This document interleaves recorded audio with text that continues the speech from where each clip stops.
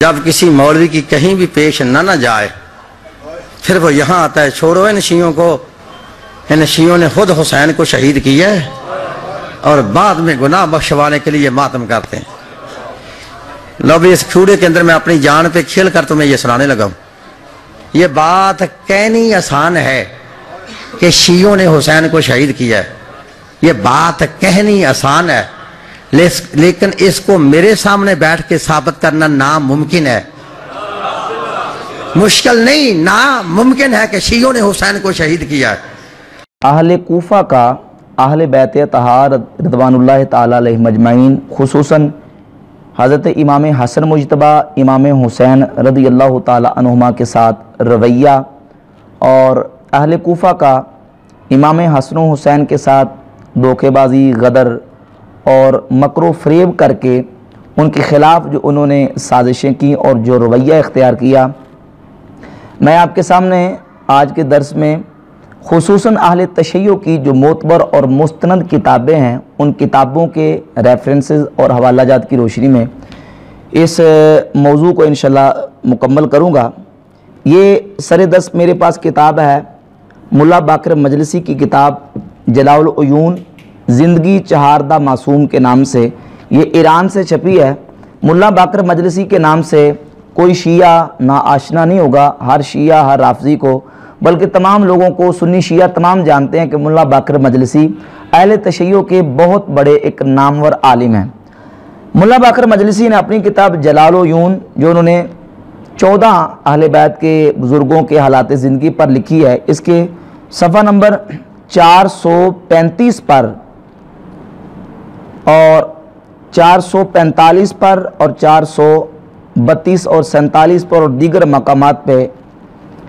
اس موضوع سے متعلقہ روایات کو ذکر کیا ہے۔ صفحہ نمبر 432 پر وہ واقعہ ذکر کرتے ہیں جب امام حسن مجتبیٰ رضی اللہ تعالیٰ عنہ نے حضرت امیر معاویہ رضی اللہ تعالیٰ عنہ سے صلح کر لی خلافت کے مسئلے پر۔ وہ اس لیے کہ رسول اللہ صلی اللہ علیہ وسلم کی حدیث موجود ہے بخاری مسلم میں، پیارے آقا کریم علیہ السلام نے یہ پیشگوئی فرمائی حضرت امام حسن مجتبیٰ کے بارے میں کہ ان ابنی ھذا سید، میرا یہ بیٹا حسن سردار ہے، سید ہے، اس کے ذریعے اللہ مسلمانوں کے 2 گروہوں میں 2 جماعتوں میں صلح کروائے گا۔ اور اس پیشگوئی کا اظہار امام حسن مجتبیٰ رضی اللہ تعالیٰ عنہ نے حضرت امیر معاویہ کے ساتھ صلح کرنے کی صورت میں کیا۔ جب صلح کی تو اب شیعہ نے کوفہ، جو کوفہ کے شیعہ تھے، امام حسن کے ساتھی تھے، جب انہیں پتہ چلا کہ امام حسن رضی اللہ تعالیٰ عنہ نے امیر معاویہ کے ساتھ صلح کر لی تو امام حسن کے وہ خلاف ہو گئے اور امام حسن مجتبیٰ رضی اللہ تعالیٰ عنہ کو طرح طرح کی اذیتیں دی۔ ملا باقر مجلسی جلاء العیون کے صفحہ 432 پر لکھتے ہیں، چوں عام منافقہ این سخنا را از حضرت شنیدن بیک دیگر نظر کردن گفتن۔ جب امام حسن مجتبیٰ سے یہ معاملہ اہل کوفہ نے سنا تو ایک دوسرے کو باتیں کر کے کہنے لگے کہ از سخنا او معلوم می شود کہ می خواہد با معاویہ صلح کنن و خلافت را با او واگزارد، کہ امام حسن نے معاویہ کے ساتھ خلافت کے مسئلے پر صلح کر کے خلافت ان کو سونپ دی ہے۔ پس ہما برخاستن گفتن، وہ سارے امام حسن مجتبیٰ کی مجلس سے اٹھے اور اٹھ کے کھڑے ہو کر کہنے لگے او مثل پدرش کافر شد، کہ یہ حسن بھی اپنے باپ کی طرح کافر ہو چکا ہے، نعوذ باللہ۔ جس طرح خوارج نے حضرت امیر معاویہ کے ساتھ مولا علی کے تحکیم کے مسئلے پر جو نعرہ لگایا تھا کہ لا حکم الا للہ، اللہ کے علاوہ کوئی حاکم نہیں ہے، معاویہ بھی مشرک ہو چکا ہے اور علی بھی مشرک ہو چکا ہے، نعوذ باللہ، حکم تسلیم کر کے وہی بات انہوں نے کہی، شیعہ نے کوفہ نے، کہنے لگے کہ او مثل پدرش کافر شد، کہ حسن تو اپنے باپ کی طرح کافر ہو چکا ہے۔ بخیمہ حضرت ریختن، حضرت امام حسن مجتبیٰ کا خیمہ گرا دیا، و اسوائے حضرت را گارد کردن، اور امام حسن کا مال بھی سامان بھی لوٹ لیا، حتی مصلح حضرت را از زیر پائش کشیدن، حضرت امام حسن مجتبیٰ کا مصلح بھی ان کے پاؤں کے نیچے سے کھینچ لیا، ردائے مبارکش را از دوشش ربودن، اور آپ کے کندھے پر جو چادر تھی اس چادر کو بھی کھینچ لیا، پس اسب خود را تلبید و سوار شد، امام حسن رضی اللہ تعالیٰ نے اپنا घोड़ा मंगवाया, अपनी सवारी मंगवाई और उस पर सवार हुए। अहले बैत आ हजरत बकलील अज शियान दूर आ हजरत रा गिरफ्तन, और कुछ अहले बैत आपके साथ इमाम हसन मुज्तबा रजी अल्लाह तआला के साथ वहां पहुंचे। इसी तरह शियाने कूफा का रवैया इमाम हसन मुज्तबा के साथ बयान करते हुए मुल्ला बाकर मजलिसी जलालुल उयून के 435 नंबर सफ़ा पर लिखते हैं, जब उन्होंने ये रवैया इख्तियार किया तो इमाम हसन मुज्तबा ने क्या फरमाया? हजरत फरमूद बखुदाए सौगंद के मुआविया अज बराए मन बेहतर अज ई जमात, खुदा की कसम जिस तरह ये सलूक आज शियाने कूफा मेरे साथ कर रहे हैं, इनसे तो मुझे मुआविया बेहतर हैं। इहाँ दावा मी कुरंत के शिया मनंत व इरादे कत्ल मन करदन, ये दावा करते हैं कि ये हमारे शिया हैं और फिर हमारे ही कत्ल का इरादा भी करते हैं। व माले मोरा गारत करदन, और मेरे माल को लूट लिया। बखुदा सौगंद कि अगर अज मुआविया अहदे बगीरम व खूने खुदरा हिफ्ज कुनम, खुदा की कसम अगर ये अहदो पैमान मैंने मुआविया के साथ किया होता और अपने खून और अपने जानो माल की हिफाजत का उससे वादा लिया होता, तो वो कभी भी मेरे जानो माल को और मेरे अहलो अयाल को कोई नुकसान ना पहुंचने देते। और फरमाते हैं बेहतरस अज बराए मन अज आंके इहा मोरा बकशन वजाए शवन अहलो अयाल व ख्वेशा मन, इससे बेहतर था कि मैं मुआविया के साथ मुआहिदा कर लेता ताकि मेरा माल और मेरी जान इन शियाने कूफा से बच जाती। तो इस तरह का रवैया इन्होंने इख्तियार किया। सफ़ा नंबर 447 पर मुल्ला बाकर मजलिसी लिखते हैं कि शेख कशी बसनद मोतबर अज इमाम मोहम्मद बाकिर रदी अलैहिस्सलाम रिवायत करदास। शेख कशी रिजाल कशी में जो इनके बहुत बड़े आलिम हैं, इमाम हैं रिजाल कशी वाले, वो इमाम मोहम्मद बाकिर से सनद मोतबर के साथ रिवायत करते हैं कि रोज़े हज़रत इमाम हसन अलैहिस्सलाम दरखाने खुद नशिस्ता बूद, इमाम हसन मुज्तबा एक दिन अपने घर में तशरीफ फरमाते, नागहा सवाराए आमद के ऊरा सफियान बिन लैला मी गुफ्तन, एक ऊँटनी पर या सवारी पर सवार शख्स इमाम हसन रजी अल्लाह तआला के पास आया जिसको सुफियान बिन लैला कहते हैं। बाज़ किताबों में सुफियान बिन लैला आता और बाज़ में सुफियान बिन लैला, उसको सुफियान बिन लैला कहते हैं। गुफ्त उसने आके कहा, ये किस वक्त कहा? जब हज़रत मीर मुआविया से इमाम हसन ने सुलह कर ली। अस्सलामु अलैका ए जलील कुरिंदे मोमिना, नऊज़ बिल्लाह, ए मोमिनों को रुसवा करने वाले अस्सलामु अलैकुम। ये कौन था? कूफी था और शिया ने कूफा में था। सुफियान बिन लैल आके कहने लगा, ए जलील कुरिंदे मोमिना, ए मोमिनों को रुसवा करने वाले, नऊज़ बिल्लाह। और यही बात रिजाल कशी में अलामा कशी ने जिल्द 1 के सफ़ा नंबर 327 पर बयान किया है। ये सुफियान बिन लैल ने आके कहा, या मुज़िल्लल मुमिनीन, ए मोमिनों को रुसवा करने वाले। हजरत फरमूद इमाम हसन ने फरमाया, फरूद ए व ताजील मकुन, उतरा नीचे सवारी से, जल्दी न कर। पस फरूद आमद, वो जल्दी से उतर आया, पाए शुतरा बस अपनी सवारी को बांधा, व बखिदमत हजरत नशिस्त, और इमाम हसन की बारगाह में आके बैठ गया। हजरत फरमूद चे दानिस्ती कि मन जलील कुरिंदा मोमिनानम, तू मुझे क्यों कहता कि मैं नऊज़ बिल्लाह मोमिनों को जलील करवाने वाला हूं? तूने ये बात मेरे बारे में क्यों कही? गुफ्त तो उस सुफियान बिन लैल ने कहा, बराए आंके अमरे इमामत रा अज गर्दने खुद अंदाख्ती व खिलाफत रा बईन तागी मलऊन गुजाश्ती, मैंने इसलिए तुम्हें मुज़िल्लुल मोमिनीन कहा है कि तुमने खिलाफत का अमर अपने गर्दन से उतार कर, नऊज़ बिल्लाह तमीर मुआविया के बारे में उसने कहा कि उस तागी और मलऊन के गर्दन में डाल दिया है कि हुक्म कुनंद बगैर आंचे खुदा फिरस्तादास्त, वो खिलाफ मा अंज़लल्लाह हुक्म करेगा, यानी अल्लाह के नाजिल करदा के खिलाफ, कुरान और हदीस के खिलाफ फैसला करेगा। तुमने ये हुक्म अमरे खिलाफत अपनी गर्दन से उतार कर मुआविया को खिलाफत क्यों सुपुर्द कर दी है? तो अब चूंकि ये फैसला उनकी मर्जी और मंशा के खिलाफ हुआ था, वो चाहते थे कि जो हम कहते हैं इमाम हसन हमारी मर्जी और हमारे हुक्म के पाबंद बन जाए, तो इमाम हसन ने अपनी मर्जी के साथ फैसला किया। तो इतनी बात पर वो इतने नाला हुए कि उन शिया ने कूफा ने इमाम हसन का माल भी लूट लिया, आपके पाँव मुबारक से मुसल्ला भी छीन लिया, चादर आपकी उतार दी और आपके साथ इतना नाजेबा रवैया और सलूक उन्होंने किया।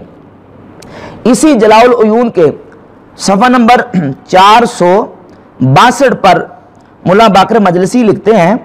در کتاب احتجاج روایت کردہ است کہ مرد بخدمت حضرت امام حسن علیہ السلام رفت، ایک شخص امام عصر مجتبیٰ کی بارگاہ میں آیا، گفت اس نے کہا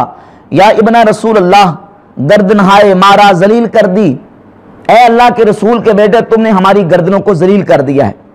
وما شیعان را غلام بنی امیہ گردانی دی، اور ہم شیعوں کو تم نے بنی امیہ کا غلام بنا دیا ہے۔ یہ کنہوں نے کہا؟ شیعان کوفہ نے کہا کہ اے نبی کے بیٹے تم نے ہماری گردنوں کو ذلیل کر دیا اور ہم شیعوں کو بنی امیہ کا تم نے غلام بنا دیا ہے۔ حضرت فرمود چرا گفت، حضرت یعنی امام حسن نے فرمایا کہ یہ تم کیوں کہہ رہے ہو؟ بس سبب آنکھ خلافت را با معاویہ گزاشتی، اس واسطے تم یہ کہہ رہے ہو کہ میں نے تمہیں ذلیل کر دیا، کہ میں نے خلافت معاویہ کے سپرد کر دی۔ حضرت فرمود با خدا سوگن کہ یاوری نیافتم، میں خدا کی قسم کھا کے کہتا ہوں کہ تم کبھی بھی میری حمایت نہیں کرو گے۔ اگر یاوری می یافتم شب و روز با او جنگ می کردم، اگر مجھے یہ توقع ہوتی کہ تم میرا ساتھ دو گے تو میں معاویہ کے سامنے کھڑا ہو جاتا، تا خدا میانے من و او حکم کرند، ولیکن شناختم اہل کوفہ را و امتحان کردم اشارہ، لیکن میں نے اہل کوفہ کو پہلے سے میں جانتا ہوں، میں ان کو پہچانتا ہوں اور ہم نے ان اہل کوفہ کا امتحان کر رکھا ہے۔ ودانستم کہ ایشا بکار من نمی آئیں، مجھے پتا ہے کہ یہ اہل کوفہ ہمارے کام نہیں آئیں گے۔ عہد و پیمان اشارہ وفائے نیس، ان کے وعدے میں کوئی وفا نہیں، یہ وفا کرتے نہیں ہیں، ان کے وعدے میں کوئی وفا نہیں ہے۔ انہوں نے حضرت علی کے ساتھ بھی وفا نہیں کی اور امام حسن کے ساتھ بھی وفا نہیں کی، اور انہیں وفا کی کوئی توقع نہیں ہے، اور یہی مستقبل میں بھی ہوا کہ ان اہل کوفہ نے امام حسین کے ساتھ بھی وفا نہیں کی۔ انہوں نے ہی امام حسین رضی اللہ تعالیٰ عنہ کو خط لے کر بلایا، اور اپنے آپ کو میں انشاءاللہ وہ خطی پیش کروں گا کہ وہ خطوط جو امام حسین کو لکھے وہ کن لوگوں نے لکھے تھے۔ تو فرماتے کہ وفائے نیز اشارہ وفائے نیز، ان اہل کوفہ میں وفا نہیں، بر گفتار و کردار عیشا اعتماد نیز، اور مجھے ان کی گفتار اور ان کے کردار پر کوئی اعتماد نہیں ہے۔ زبان شام بمن اس و دل شام بنی امیہ، ان کی زبانیں ہمارے ساتھ ہیں اور دل بنی امیہ کے، تو یہ وفادار نہیں ہے۔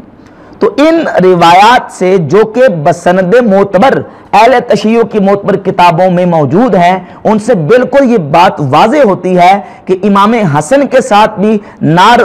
روا سلوک کرنے والے اور بے وفائی کرنے والے وہ شیعیان کوفہ تھے، اور امام حسن مجتبیٰ رضی اللہ تعالیٰ کو نقصان پہنچانے والے بھی یہی تھے، اور مولا علی کو بھی اہل کوفہ نے ہی شہید کیا، اور پھر امام علی مقام امام حسین رضی اللہ تعالیٰ کی ذات گرامی قدر کو جو ان کے ساتھ بے وفائی کی گئی ہے وہ بھی اہل کوفہ نہیں کی ہے۔ اس کا ثبوت میں آپ کے سامنے اسی کتاب سے پیش کروں گا جو کہ ملا باقر مجلسی کی کتاب ہے جلاء العیون۔ اسی کتاب جلاء العیون کے صفحہ نمبر 604 اور 605 پہ 604 اور 605 پہ وہ خطوط موجود ہیں جو اہل کوفہ نے حضرت امام حسین رضی اللہ تعالیٰ کو لکھے تھے۔ ان خطوط کا جو میں خلاصہ پیش کروں گا، خط نمبر صفحہ نمبر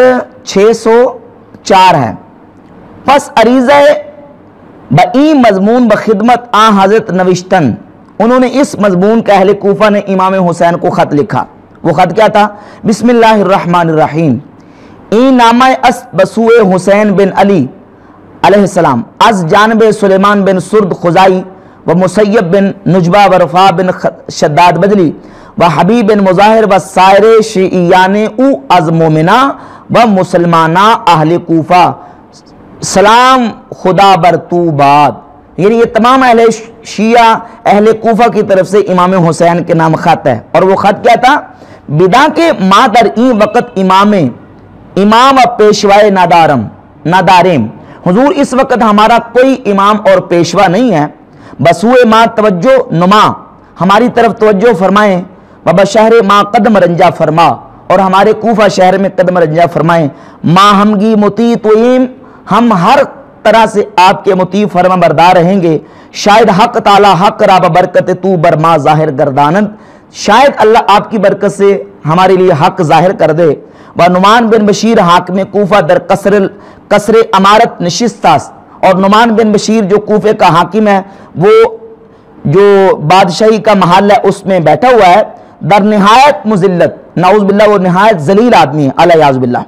وب جملہ جمعہ آ حاضر نمی شویم، اور ہم نعمان بن بشیر کے ساتھ جمعہ پڑھنے کے لیے مسجد میں بھی نہیں جاتے۔ و در عید با او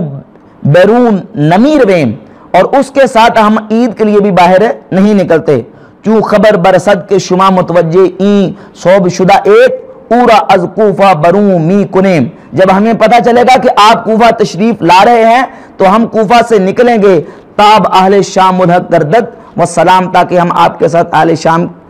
جو وہ وہاں ملیں اور آپ کے ساتھ ہو کہ آپ کا ساتھ دیں، والسلام، یہ سلام کیا انہوں نے۔ اور پھر اگلا خط صفحہ نمبر 605 پہ ہے، مضمون اس کا یہ ہے، بسم اللہ الرحمن الرحیم، این عریضہ اس بخدمت حسین بن علی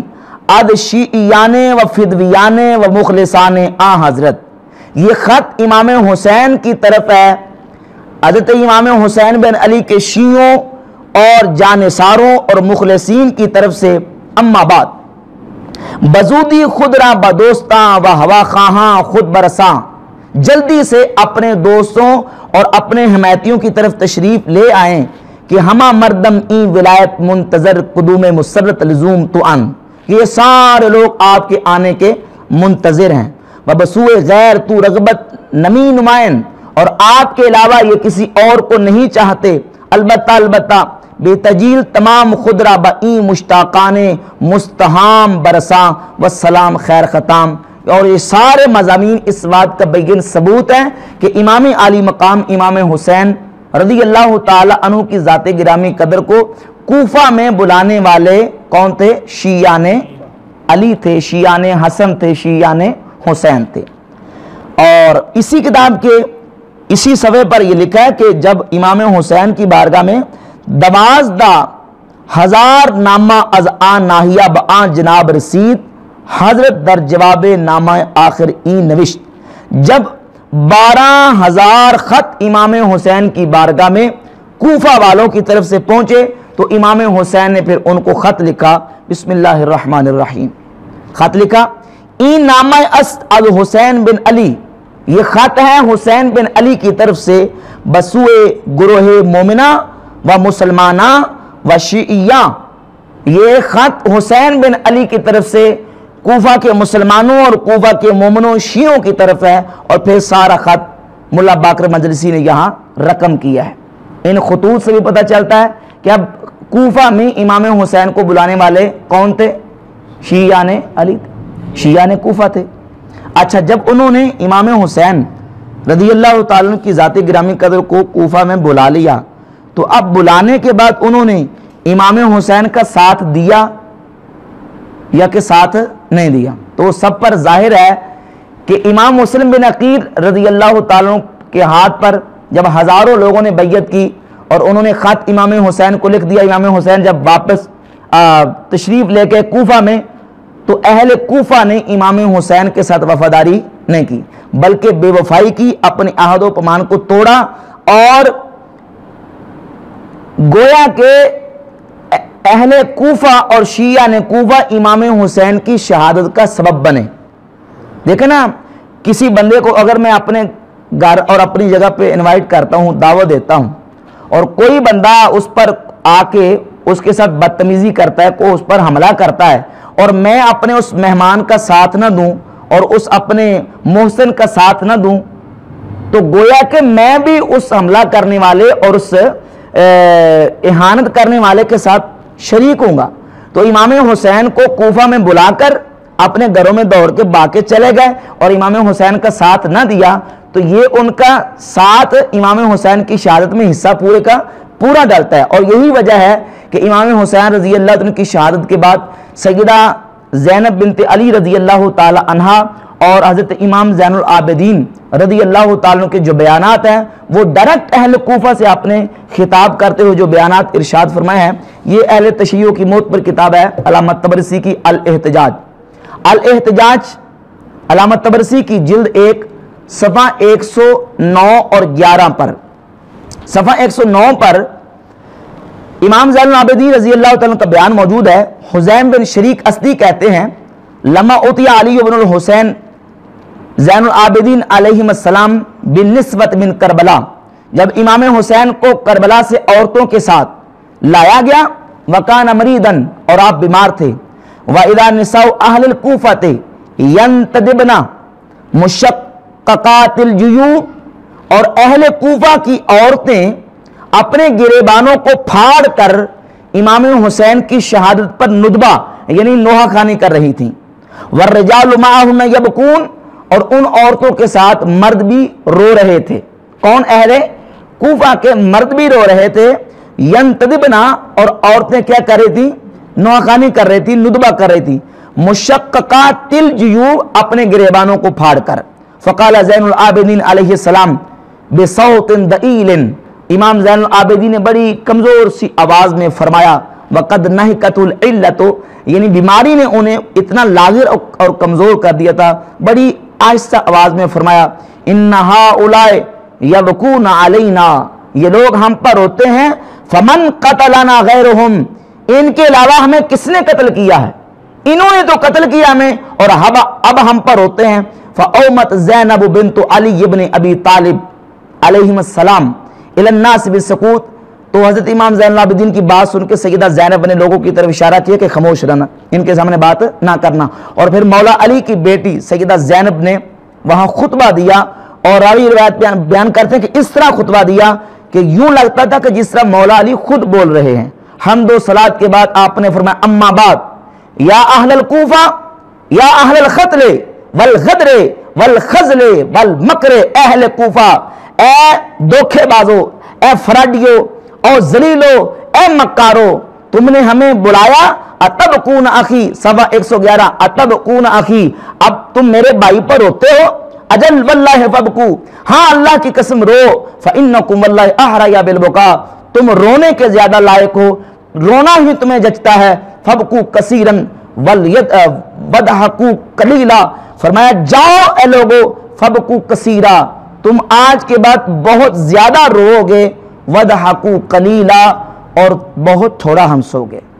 یعنی رونا تمہارا مقدر بن جائے گا اور تمہیں خوشی کبھی نصیب نہیں ہوگی۔